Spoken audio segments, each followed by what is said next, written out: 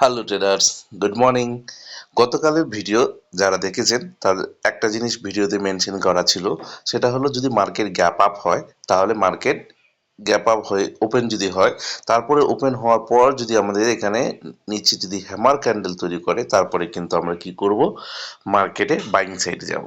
তো দেখুন যে গোটা মার্কেট সারাদিনের যে মার্কেটটা আপনাদের সামনে দেখতে পাচ্ছেন চার্টে, কোথাও একটা হ্যামার ক্যান্ডেল রয়েছে? নেই। তাহলে সেই ক্ষেত্রে কি হয়েছে, গতকাল কিন্তু আমরা এদিকে বাইং আমরা কোনো সাইডেই যাইনি। আর যেহেতু এটা একটা রেঞ্জ ক্রিয়েট করেছে, তো গতকালে কিন্তু আমরা সেরকম মোমেন্টাম বেস কোনো ট্রেড হয়নি আমাদের। তার কারণ দেখুন, আমরা হচ্ছে অপশন বায়ার, তো আমাদের হচ্ছে যতটা মুভ ক্যাপচার করা যায় সেই অনুযায়ী কাজ করা ভালো, মানে আমাদের বিগ মুভ প্রয়োজন। তো এবার দেখুন আজকের যে মার্কেট রয়েছে, আজকের মার্কেটে আমরা কি প্ল্যান করতে পারি। আজকের মার্কেটে দেখুন সিম্পলভাবে একটা জিনিস আছে, যেহেতু মার্কেট ওপেন হয়ে এখান থেকে মার্কেট আবার সেই রেঞ্জের মধ্যেই ঢুকে গেছে। এখানে একটা রেঞ্জ, এখানেও সেলার অ্যাক্টিভ, এখানে বায়ার অ্যাক্টিভ, এই জায়গায় বায়ার অ্যাক্টিভ, এই জায়গায় বায়ার অ্যাক্টিভ। তো মার্কেটে এই তার মানে ওভারঅল একটা রেঞ্জের মধ্যে রয়েছে। এই রেঞ্জের মধ্যে যদি মার্কেট ওপেন হয়, ধরুন এখানে ওপেন হোক বা এখানে ওপেন হোক, ওপেন হওয়ার পর নিচে যেই সাইডেই যাবে, মনে নিচে যদি ব্রেকডাউন দিয়ে দেয়, তাহলে নিচের আমরা হচ্ছে সেল করব, মানে পুট বাই করব। আর যদি এসব লেভেলে খোলার পর যদি উপরের দিকে ব্রেকআউট হয়ে যায়, তাহলে আমরা কল নেব, যার টার্গেট হিসাবে ঠিক এই যে স্টপ লস, সেলারদের যে স্টপ লস, এই অবধি কিন্তু আমরা সুন্দরভাবেই নিতে পারি। আর গ্যাপ আপের ক্ষেত্রেও সেম, একটু হোল্ড করুন। গ্যাপ আপ হলে একটু ওয়েট করুন, ওয়েট করার পর কনফার্মেশন নিয়ে তারপর ট্রেড হবে। আর যদি বেশি গ্যাপ ডাউন হয়ে যায়, এইসব লেভেলে গ্যাপ ডাউন হয়ে যায়, গ্যাপ ডাউন হয়ে যাওয়ার পর যতক্ষণ না এই লেভেলে ব্রেকডাউন হবে, তার আগে কিন্তু কোনো ট্রেড নেওয়া যাবে না বলতে পারুন। মানে এটা স্ট্রিক্ট নয়, নেওয়া যাবে না এই কারণেই বলছি, তার কারণ হচ্ছে এখানে লজিক ছাড়া ট্রেড করে লাভ নেই।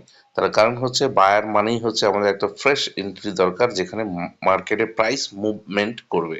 আর যদি মুভমেন্টই না করলো, তাহলে সেই ক্ষেত্রে কি হলো, সেই ক্ষেত্রে কিন্তু এই যে রেঞ্জ বাউন্ড মার্কেটে ফেসে গেলে আমাদের প্রিমিয়ামটা ডিকে হয়ে যায়। আর প্রিমিয়ামটা ডিকে যখন হবে, তখন কিন্তু প্রফিটের আশা ছেড়েই দিন। তার কারণ দেখুন সারাদিন মার্কেট যে বিহেভ করেছে, এই জায়গায় কি টাইপ প্রফিট হয়েছে। আর যদি এই জিনিসটাই যদি ব্রেক ডাউন হয়ে যেত বা ব্রেক আউট হয়ে যেত, তাহলে দেখতেন বড় বড় ক্যান্ডেলে একটা মুভ পেতেন। তো সেই বড় বড় ক্যান্ডেলের মুভ আমাদের হচ্ছে বায়ারদের প্রয়োজন। যারা সেলারদের কিন্তু এইসব মার্কেটে কিন্তু তারা প্রফিট বের করে নিয়েছে। তো বায়ার আর সেলারের মধ্যে যে পার্থক্যটা, সেই পার্থক্যটা বুঝতে হবে। আর দ্বিতীয় কথা দেখুন, আমাকে অনেকে প্রশ্ন করেছিল যে আমাদের যে এই যে ইন্ডিকেটরগুলো দেখছি, ইন্ডিকেটরগুলো হচ্ছে 9 EMA আর হচ্ছে 15 EMA। তো 9 EMA আর 15 EMA দিয়ে আমার কি হয়, স্টপ লস মেনটেন। ধরুন আমি এখানে কি সেলিং সাইডে যাব, ধরুন আমার ব্রেকআউট হয়ে গেল একটা ক্যান্ডেল, ব্রেকডাউন হয়ে গেল। তো তারপরে যদি আমার 9 EMA আর 15 EMA নিচে ক্লোজ দেয় এই যে ক্যান্ডেলটা, তাহলে কি হয়, আমি এখানে ছোট্ট একটা সেল লাগিয়ে আমি একটা বড় টার্গেটের আশায় করতে পারি। তো এর জন্য কিন্তু আমাকে এটা খুব হেল্প করে 15 EMA, 9 EMA। তো আপনারা ইউজ করতে পারেন চাইলে। তো চলুন, আজকের যে প্ল্যান, সেই প্ল্যান বললাম যে গ্যাপ আপ আর গ্যাপ ডাউন হলে একটু ওয়েট করুন, তারপরে দেখুন কোন নিয়ারেস্ট বা কারেন্ট সুইংকে ব্রেকডাউন বা ব্রেকআউট হয়, তারপরেই ট্রেড করুন। চলুন, দেখা হচ্ছে নেক্সট ভিডিওতে।